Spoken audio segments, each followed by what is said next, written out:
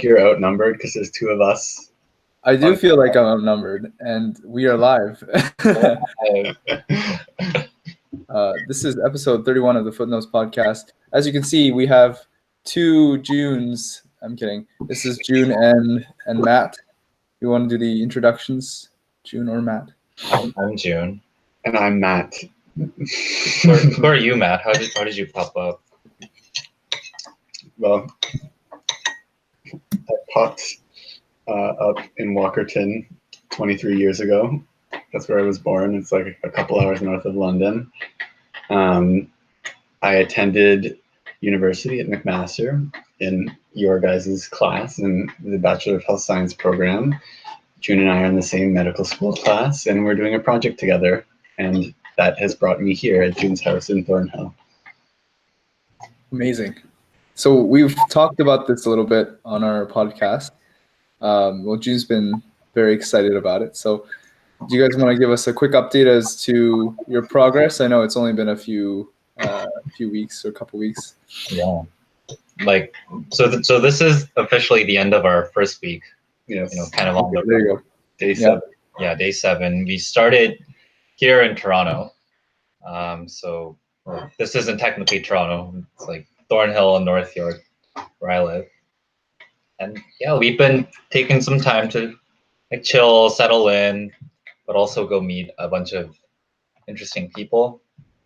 So we went and caught up with my violin teacher and his family, and they have like a musical mansion that Matt got a little tour of. We're gonna interview them on Tuesday, so that should be interesting.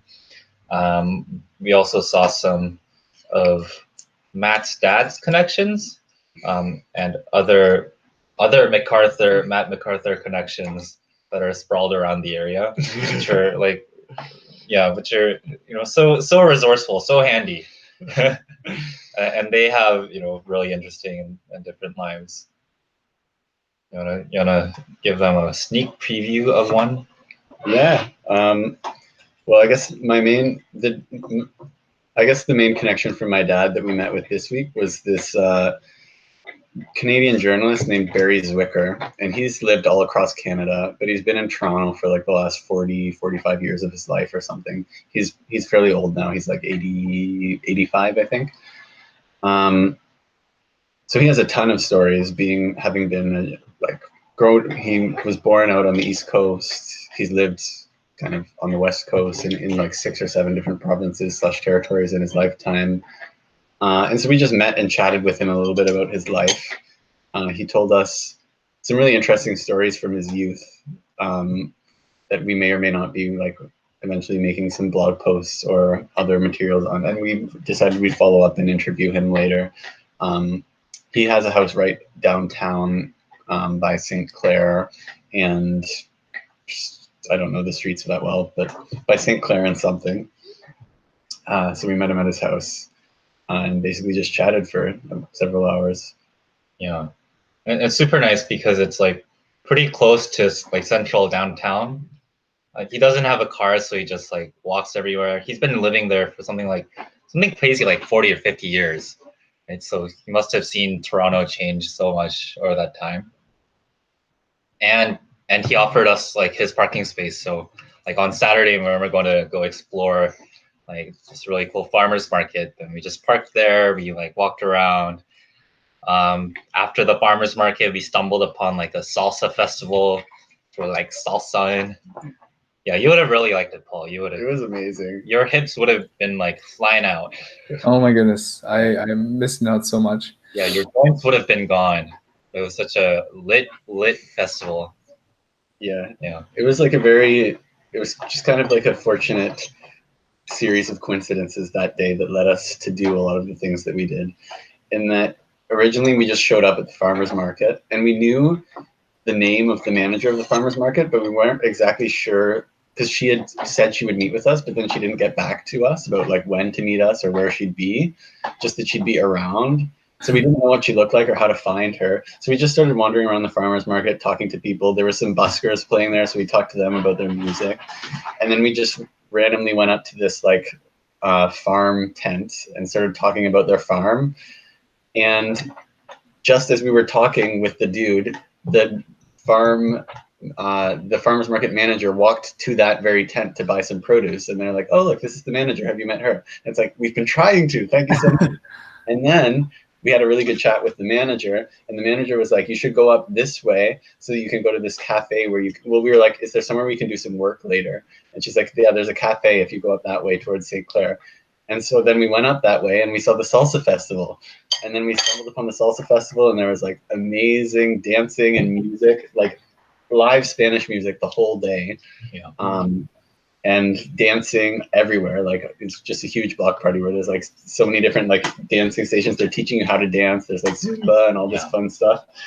And there was amazing food too. There was just like, we didn't get to eat all of the food because there was too much and just two of us, and we had already had lunch, which we ate at the farmer's market, but we did have some food. I had a spicy mango.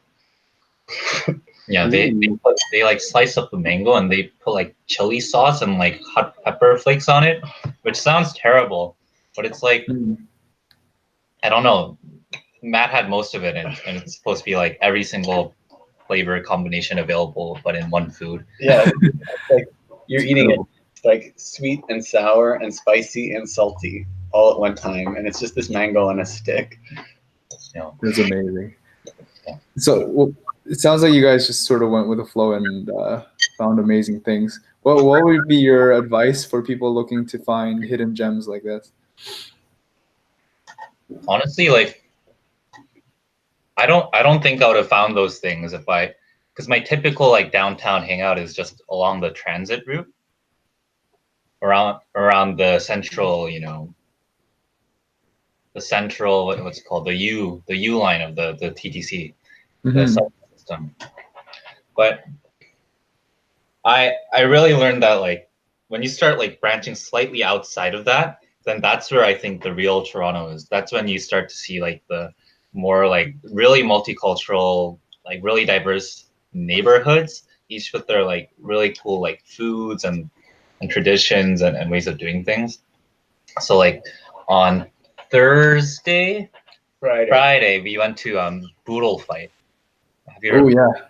Yeah, so that's like the kind of Filipino style, lay like rice and bunch of seafood and like meats down on a banana leaf. And I then, love the name, by the way. Like it's just the fight. Like what are you fighting? I don't know. Your hunger. And they fight each other for like the food, just like with their hands. Yeah. It's just like an all-you-can-eat like smorgasbord type style. I mean, it's not actually all you can eat, but it's like that type of mentality, I guess. But it was really cool seeing like that neighborhood, like that place was embedded in. Like obviously there was some like Filipino influence, but you could see a lot of other maybe like Caribbean kind of foods or like restaurants or people hanging out in the area. So, and then we were walking towards board game cafe in more central downtown that I knew about, and then that kind of clicked for me. Like, oh, like if I walk out 15 minutes, 20 minutes from like where I usually get off in my subway station from that, regular concrete jungle, then wow, that's Toronto. It's like it's so rich and like cool. Yeah. So that might be one way to explore Toronto, outside the regular downtown attractions. Just branch out. It sounds kind of dangerous, a little bit spicy, a little risque. Yeah. Put some spice into your exploration.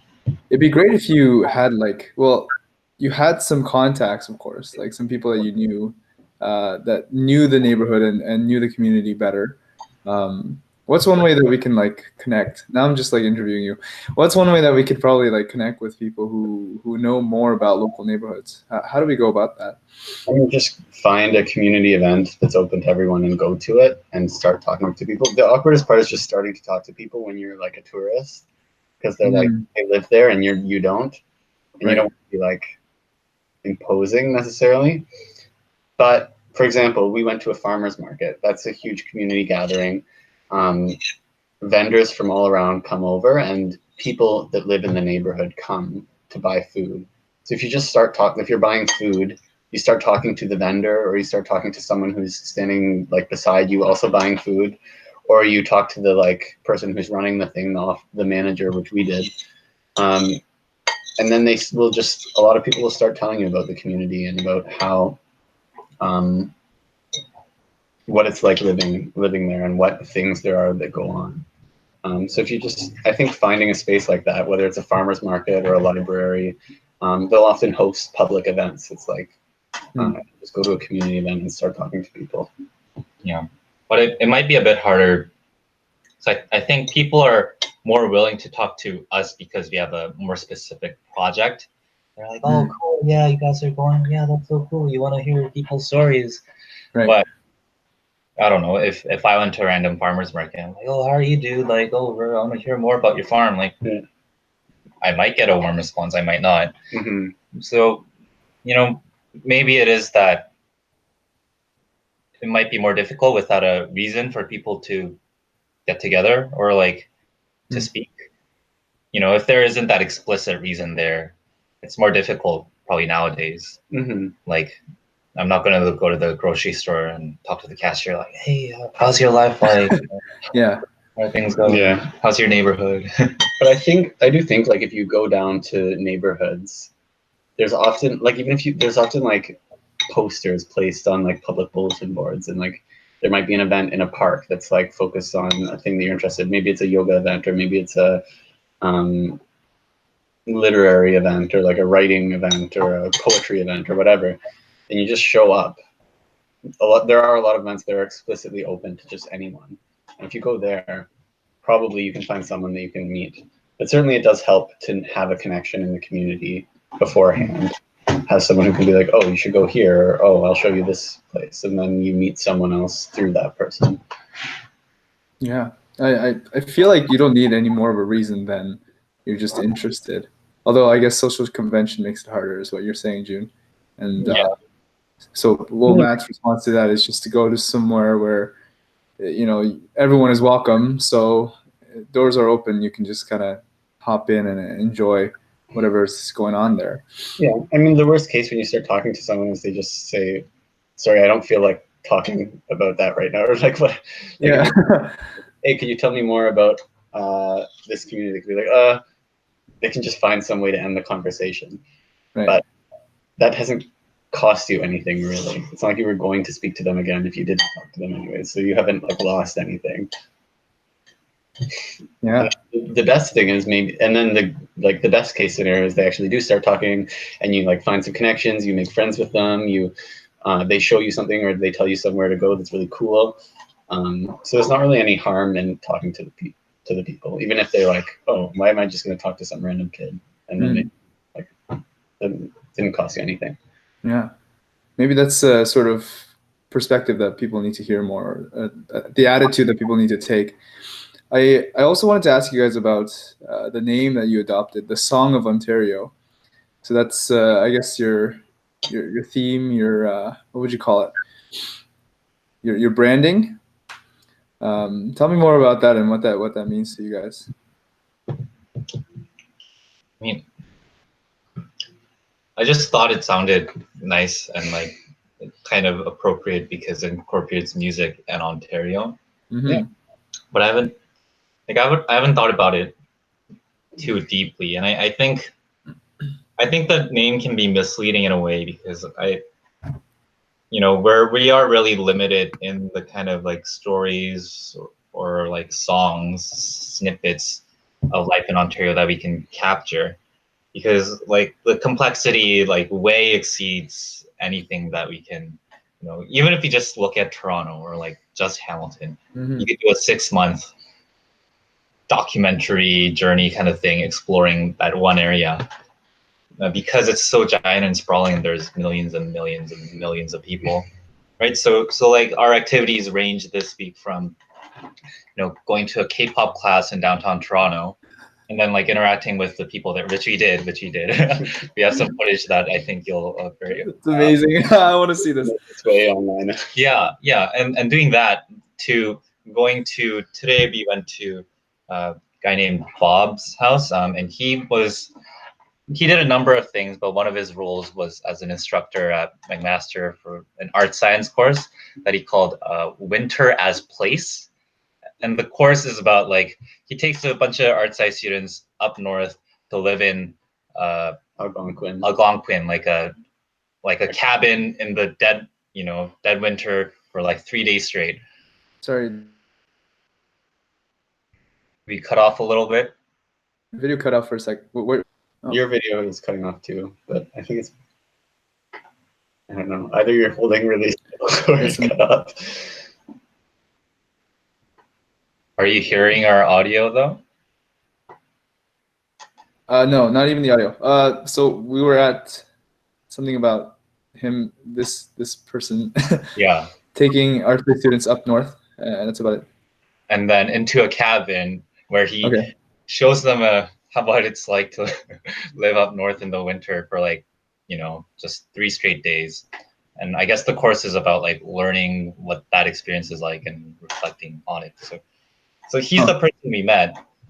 And then he lives, 40 minutes north of where we live. So probably, hour or 2 hour drive up north from downtown Toronto. Mm-hmm. And, he has a completely different way of life and like way different music. Like, I don't know, he was referring to like music from like, North America and Britain from like 1940s, 50s, 60s. That was his, main kind of interest in music, but also like newer music. He was telling us about how he would like host all these local musicians and like some very well-known musicians in his home for like a home concert. And he loves the outdoors, and like how do you integrate that kind of K-pop dance class versus that Bob guy who loves canoeing?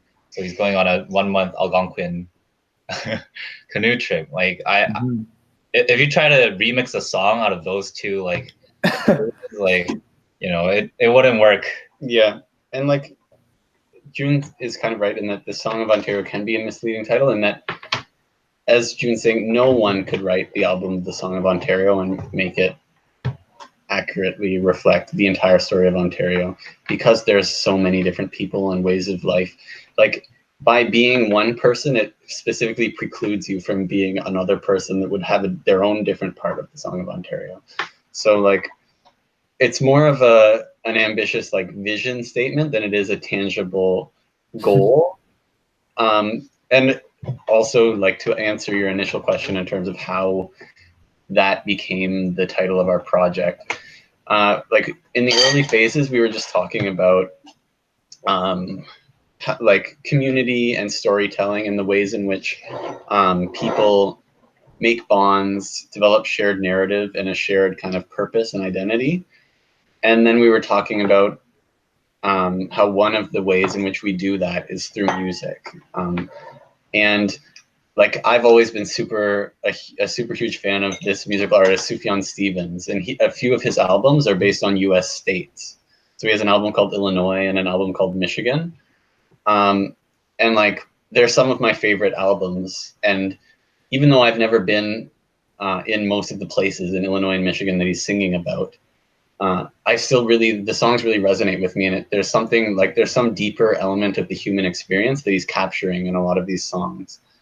And some sort of some more common narratives that anyone can connect with. And so I thought, wow, it would be cool to do that, or see what we would come across if we tried to do that with Ontario. Mm-hmm. And when we were thinking about that, just the Song of Ontario came as like a catchy title that we could use for branding, basically. Right.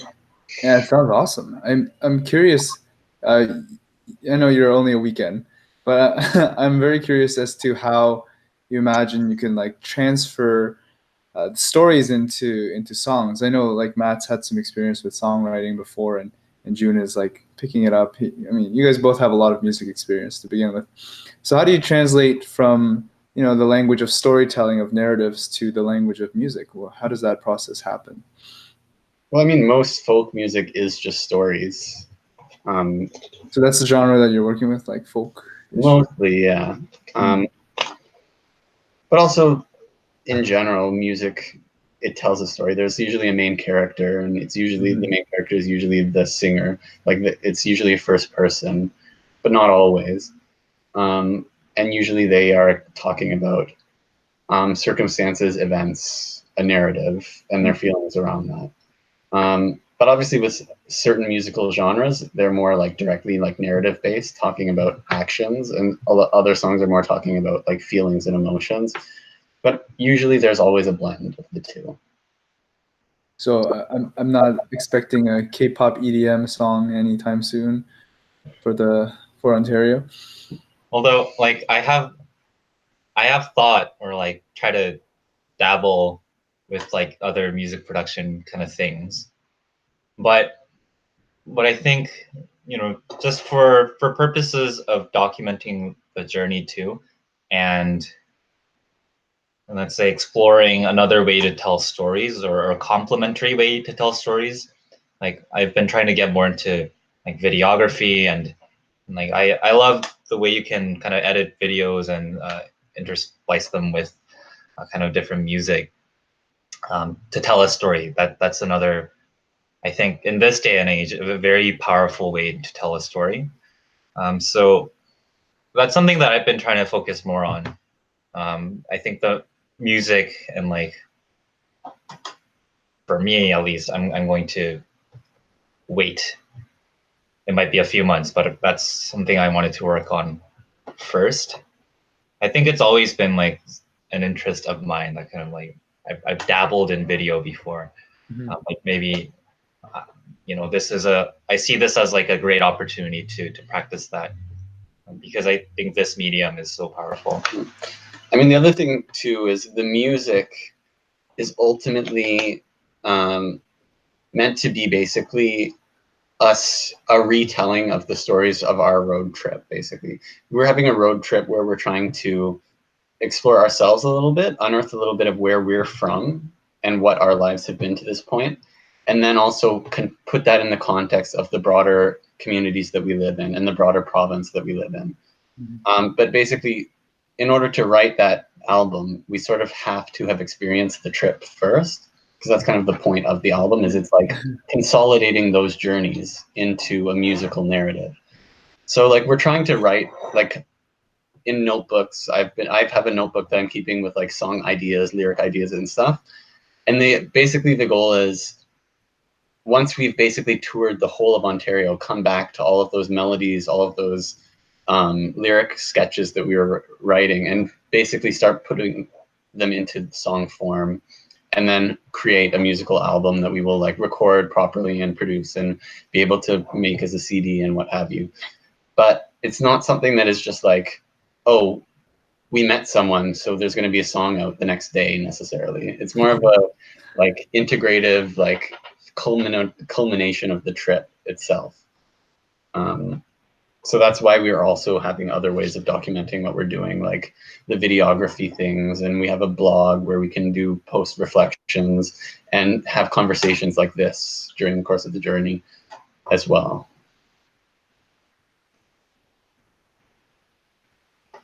Very cool. But yeah, since it is going to be an album, like a musical album, Yeah, like a CD that you could put into your car and listen to if your car has a CD player. Yeah. We're not gonna like, hopefully we're not gonna make any too drastic jumps in genres. Like you don't want to be listening to like this soft like ballad and then suddenly be listening to like a rap song and then suddenly be listening to, like, hopefully there'll be some musical cohesion in the whole album. Well, I feel like that sort of mix-up is actually a little more interesting, and it sort of speaks to the heterogeneity of Ontario and the different cultures that exist in it, subcultures that you were talking about. And so I'd be down. Like I want like, you know, classical for one track, and then all of a sudden some like hardcore metal or some you know, straight up rap. Like that'd be amazing. yeah, it's we'll see where it goes too, because it could also be that like side A, side B, or like Okay. we could have different different musical compositional like things that fit together. But the other thing as well is just in terms of like musical capabilities, I don't know how to play like heavy metal music, and I I mean, don't. June does. You should I don't. ask June. He definitely knows. You do? He's uh, got the headbang. and like in terms of gear as well, I have like a banjo and a guitar and harmonica and like piano and stuff, but we don't have like all of the gear to make a lot of different genres. So I think most of the songs will be pretty folky and like in that like in that sort of musical bucket. Well, I don't think so necessarily. Like, I think in my brief experimentation with GarageBand, and like, I've referred to this YouTube channel guy who just remakes like popular songs, like mostly K-pop, but like more pop and other rock songs on just like GarageBand, right? It's like free on everyone's iPhones or iPads. And then like it ends up sounding like 95% like the original track. So those are called like just iPhone GarageBand covers or iPad GarageBand covers. So I don't think, we're necessarily like too constrained by what we have, or because the technology, I think, can support other endeavors. Should we choose to pursue them. Mm-hmm. Or, I don't know, you have an electric guitar. Other people, friends have other instruments or other kind of cool things and chip in here and there. Or you can make a, keyboard sound like almost anything. Yeah. Yeah.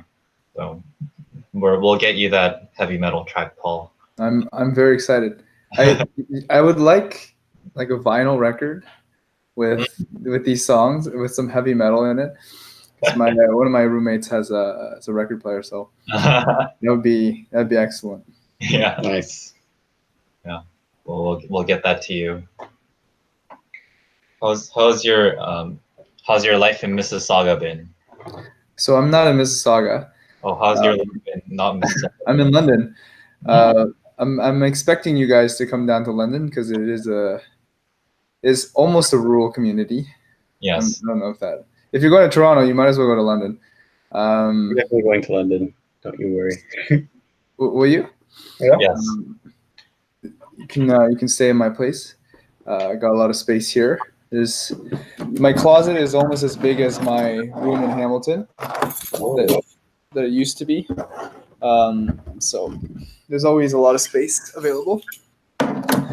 I'm doing the usual. I'm also trying to make some music of my own. And luckily for me, I guess like I have a lot of freedom in terms of like how I can express myself because I have no like I'm just doing this for myself basically. But it's been actually very challenging to get thoughts and feelings and expressions and translate them into music. So that's why I wanted to kind of talk to you guys about that. I've been playing around with FL Studio. I don't know if you guys have tried it. If I can share my license, I will. Maybe that'll help you guys out on your journey. Don't tell the company. This is a public podcast, but don't let too many people watch this because then it might spread. But yeah, music production software nowadays is really powerful. So I can see where June's going with.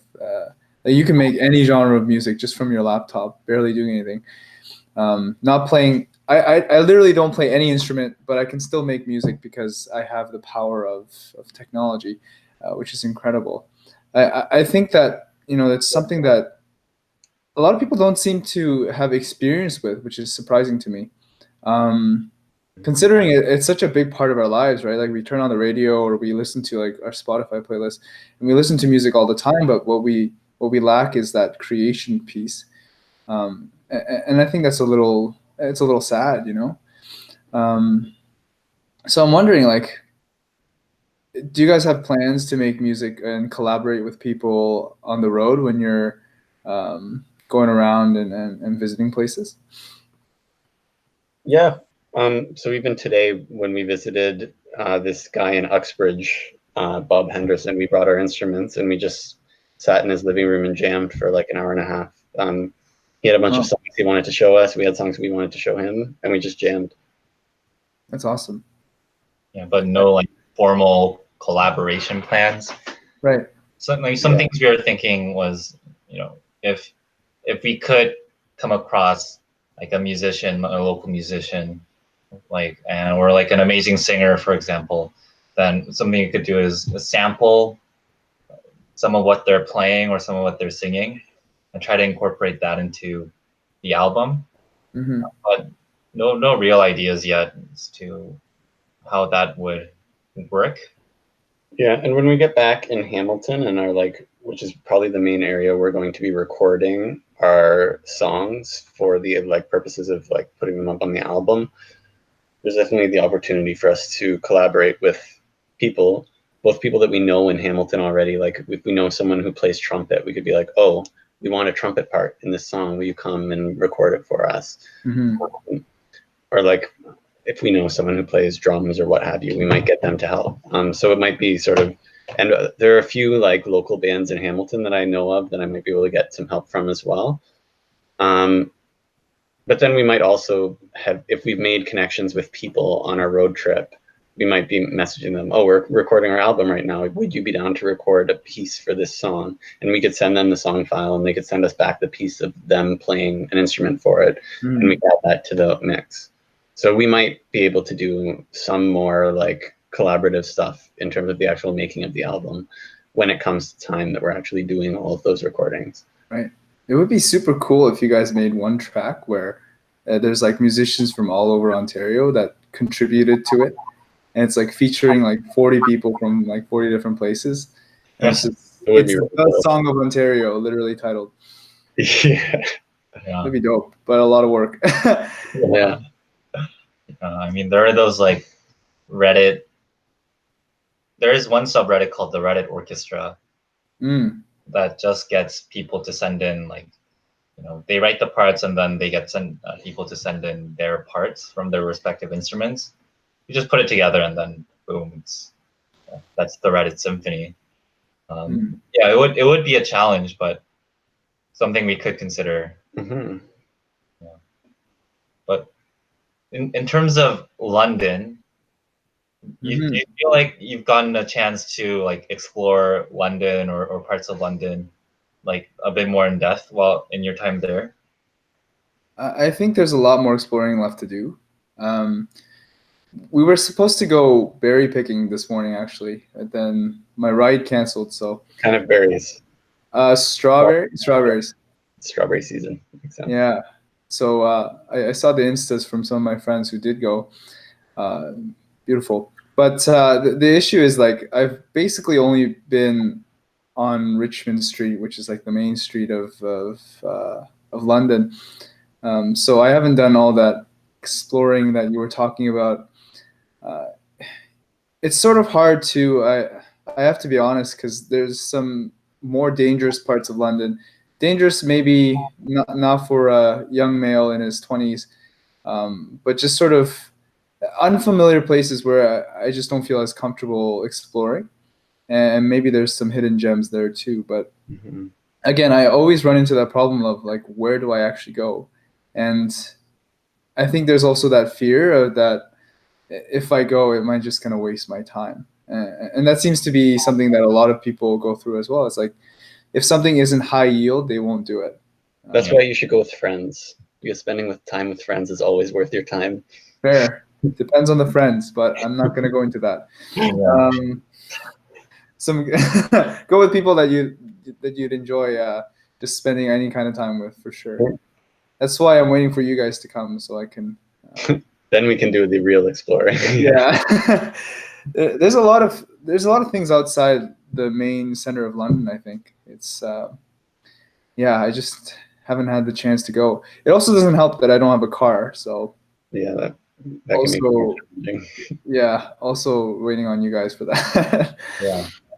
Actually, that has changed a lot, because when I am relying on the transit system, then that's why I've mostly been constricted to the exploration of the Toronto U. Yeah. If I need to, there's that extra bit of energy that I would need to expend, by taking a streetcar, a little bit more east or a little bit more west.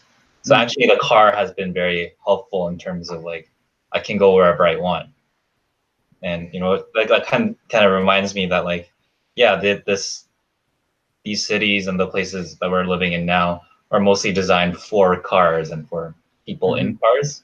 So it makes a bit more sense to me as to like why that would make exploring easier. But also, Toronto's pretty brutal for a driver.